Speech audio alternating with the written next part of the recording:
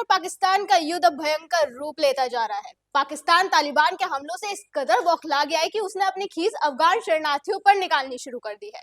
Legal documents होने के बावजूद पाकिस्तान अफगान शरणार्थियों को अरेस्ट कर रहा है, उन पर अत्याचार कर रहा है। ऐसे में सवाल यही है कि और कितना गिरेगा पाकिस्तान सर? अब देखो कि किसी भी कायर मुल्क का क्या बर्ताव होता है। जो भी समझदार देश होते हैं, जिम्मेदार देश होते हैं, उनका क्या व्यवहार होता है और पाकिस्तान का व्यवहार देखिए। आपने पहले अफगानिस्तान बॉर्डर पर अटैक किया है, उसका जवाब जब तालिबान दे रहा है, अफगानिस्तान दे रहा है, आप उसको काउंटर नहीं कर पा रहे हो, तो आपने क्या किया? आप कमजोर लोगों पर हमला कर रहे हो, कमजोर लोगों को निशाना बना रहे हो, क्योंकि आपको लगता है वो उस कमजोर आबादी को निशाना बना के आप अफगान तालिबान को, जो काबुल में प्रशासन बैठा है, आप उनको डिक्टेट कर सकते हो या उनको ब्लैकमेल कर सकते हो। पाकिस्तान का यही तौर तरीका है। आप ये देखिए कि एक ऐसी चीज जो आर्मी बनाम आर्मी होनी चाहिए ना निकता, लेकिन आर्मी और आर्मी की जो जंग है वो अब जनता का क्या, आम लोगों तक, आम जनता का क्या उसमें दोष है? कहते हैं कि जिम्मेवार मुल्क जो है वो युद्धों में सिविलियंस को शामिल नहीं करते। इतना बड़ा युद्ध चल रहा है रूस यूक्रेन का, या इवन गाजा में जो कुछ इजराइल कर रहा है, उसमें भी इजराइल इस बात का ख्याल रखता है कि सिविलियंस जहां रह रहे हैं उन इलाकों से जितना मैक्सिमम हो बचा जाए। पाकिस्तान क्या कर रहा है? पाकिस्तान पहले तो दूसरे देश की सीमा में अटैक करता है, उसके बाद जब उसको लगता है कि तालिबान बहुत एग्रेसिवली उसको जवाब दे रहा है, काउंटर कर रहा है, और अब लग रहा है कि पाकिस्तान कैसे लड़ेगा, कैसे जवाब देगा, तो केवल अपना पॉलिटिकल स्कोर बनाने के लिए, वो जो ब्राउनी पॉइंट्स जिसको इंग्लिश में कहते हैं, उसके लिए कि आप अपने लोगों को खुश कर सके, पॉलिटिकल क्लास को ये लग जाए या आर्मी को ये लग जाए कि नहीं चलिए हमने बॉर्डर पे जवाब नहीं सही, लेकिन पाकिस्तान के अंदर जो अफगान शरणार्थी रह रहे हैं हम उनको परेशान करके उनको बता देंगे कि देखो तुम्हारे यहाँ के इतने लोग हमारे यहाँ रह रहे हैं, हम उनको तबाह कर देंगे। नहीं तो कहीं ना कहीं मानव अधिकारों का हनन नहीं है सर? क्योंकि पाकिस्तान की नेशनल असेंबली के जो पूर्व सदस्य हैं मोहसिन डावर, उन्होंने तक ये बात बोला है कि मानव अधिकारों का हनन है ऐसा करना। आप ऐसे देश में मानवाधिकार की बात कर रहे हो जहाँ जब भारत से अलग हुआ था पाकिस्तान, उस समय आप वहां पर हिंदुओं की आबादी देख लो, और आज के दौर में मेरे ख्याल से 2% हिंदू भी नहीं रह गए। बिल्कुल वही बात है बांग्लादेश की भी। जब बांग्लादेश बना तो वहां हिंदुओं की क्या स्थिति थी, आज क्या है? तो जहां भी कट्टरपंथी ताकतें हावी हैं वहां दूसरों का सर्वाइवल बड़ा मुश्किल है। वो मानते ही नहीं कि दूसरे लोग इस धरती पर रहने के भी काबिल है, और यही कारण है कि उनको जब ये अभी लग रहा है, अभी देखो वो हमेशा क्या कहते थे, पाकिस्तान के लोग हमेशा कहते थे अफगानिस्तान पाकिस्तान भाई भाई, अफगानिस्तान पाकिस्तान भाई भाई।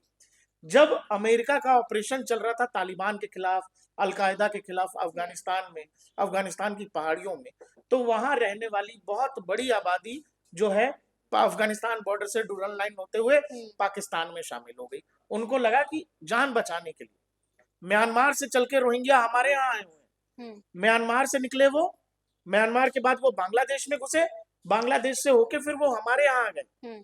हमारे यहाँ है रोहिंग्या। आप दिल्ली से लेकर श्रीनगर चले जाओ, देश के किसी भी हिस्से में चले जाओ, दिल्ली हरियाणा पंजाब जहां जाना हो, आपको रोहिंग्याओं की बस्ती मिल जाएगी। तो दिल्ली चुनाव में तो रोहिंग्या वैसे भी बहुत बड़ा मुद्दा बना हुआ है। आप देखो, और हमारे यहाँ की सरकार का एक्टिवनेस देखो और काम करने का तरीका देखो।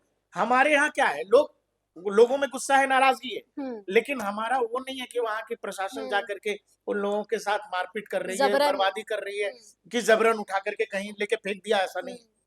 उसका एक प्रोटोकॉल होता है, तौर तरीका होता है, दो देशों के बीच जो संबंध होते हैं उस आधार पर वो तय होता है कि शरणार्थियों के साथ क्या होना है भविष्य में। लेकिन पाकिस्तान क्या कर रहा है? पाकिस्तान तो दावे से कहता है, दुनिया को बताता रहा कि हम जो है पाकिस्तानी भाई अफगानियों के लिए लड़ रहे हैं, और उन्होंने कहा कि जी अमेरिका को जो हम सपोर्ट दे रहे हैं शुरू में, कि आपके यहाँ जब तक लादेन है, लादेन था कहां पर? पाकिस्तान।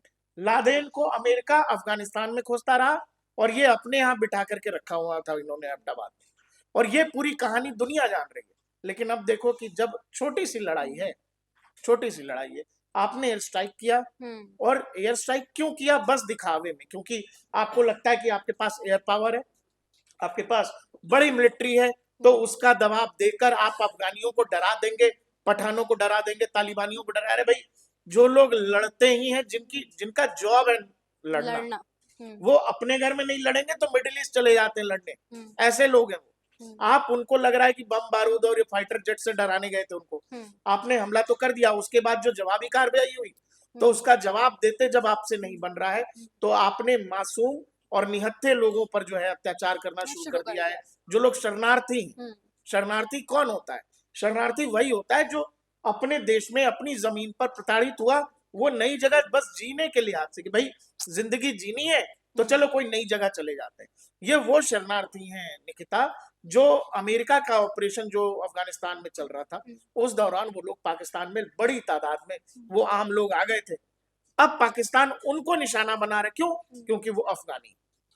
नहीं तो ये तो युद्ध तो दोनों के बीच अब छिड़ा है, ये जो जंग है वो अब छिड़ी है, लेकिन इससे पहले भी पाकिस्तान अफगान शरणार्थियों के साथ ऐसा कर चुका है। पहले भी खबरें आई थी कि अफगान शरणार्थियों को पाकिस्तान ने किस कदर बदसलूकी की थी, उनके साथ लूटपाट मचाई थी। वो तो शरणार्थी हैं, दूसरे देश से आए।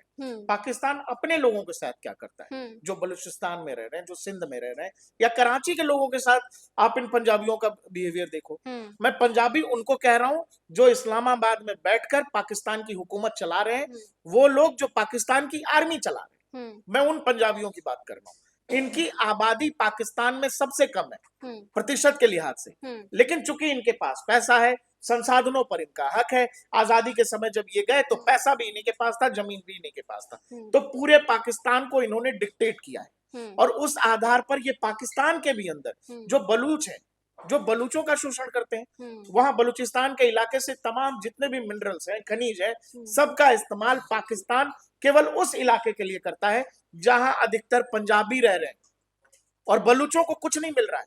इसी बात की लड़ाई बलूचिस्तान में छिड़ी हुई है, जो बीएलए लड़ता है पाकिस्तान आर्मी से या पाकिस्तान गवर्नमेंट से, बलूच लिबरेशन आर्मी जो है, उनकी लड़ाई यही है।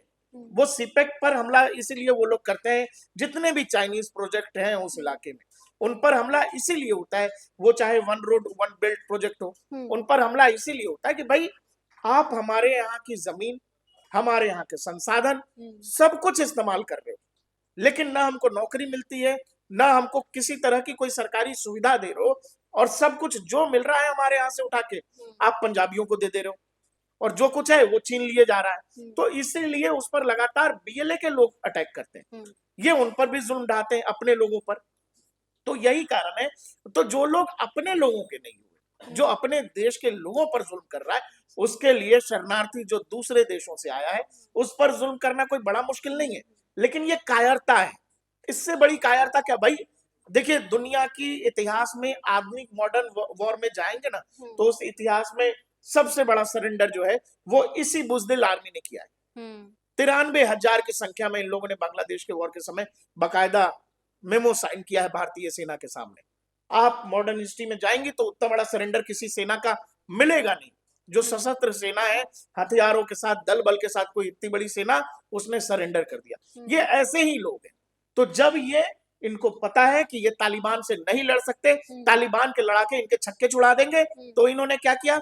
ये बुज़दिलों की तरह, कायरों की तरह जो है आम नागरिकों पर, जिनके पास कुछ नहीं है, जो अपने रहन सहन के लिए भी बड़ी मुश्किल से अपना गुजारा कर पाते हैं, उन आम अफगानियों को निशाना बना रहे हैं लोग।